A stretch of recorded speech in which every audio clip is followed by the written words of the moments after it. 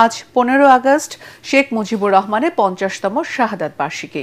সকাল থেকে ধানমন্ডি 32 নম্বরে শেখ মুজিবুর রহমানের বাড়ির আশপাশের পরিবেশ থমথমে থাকলেও বেলা বাড়ার সাথে সাথে বিচ্ছিন্ন কিছু সহিংসতার ঘটনা ঘটে। আইন শৃঙ্খলা রক্ষাকারী বাহিনীর কড়া নিরাপত্তা বেষ্টনী ভেদ করে ধানমন্ডি 32 নম্বরে ফুল নিয়ে প্রবেশ করতে চাইলে কয়েকজন আওয়ামী লীগ কর্মীকে গণধোলাই দেয় বিক্ষুব্ধ ছাত্র জনতা।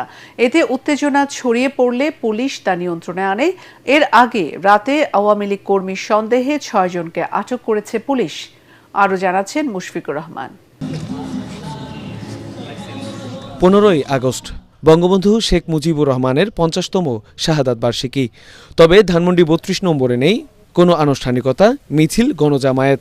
ভাঙা বাড়ি ও স্মৃতিফলক ঘিরে শুনশান নীরবতা।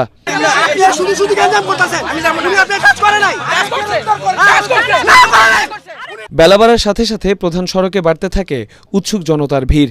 কঠোর নিরাপত্তা বলয়ের তোয়াক্কা না করে বিচ্ছিন্নভাবে আওয়ামী লীগের কয়েকজন কর্মী ফুল নিয়ে প্রবেশ করতে চাইলে তাদের রুখে দেয় বিক্ষুব্ধ জনগণ। ধস্তাধস্তির এক পর্যায়ে গণধোলাইও দেওয়া হয় তাদের।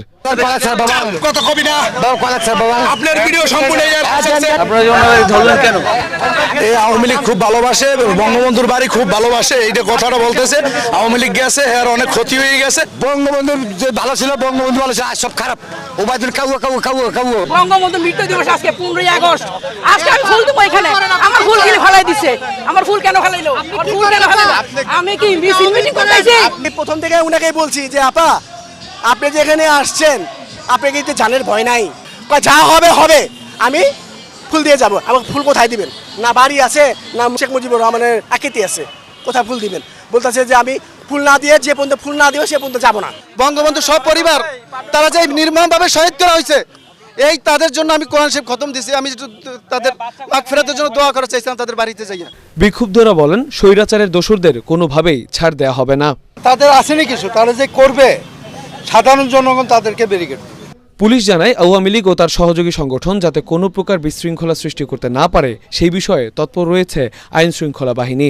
রুটিনকার যে নিরাপত্তা ব্যবস্থা সেটাই নেওয়া হয়েছে।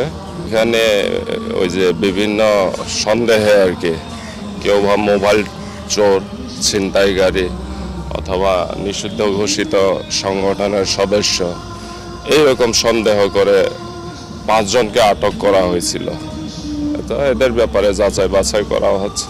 পরিস্থিতি নিয়ন্ত্রণে প্রস্তুত রাখা হয়েছে সাজোয়া যান। মুশফিকুর রহমান, ATN বাংলা, ঢাকা।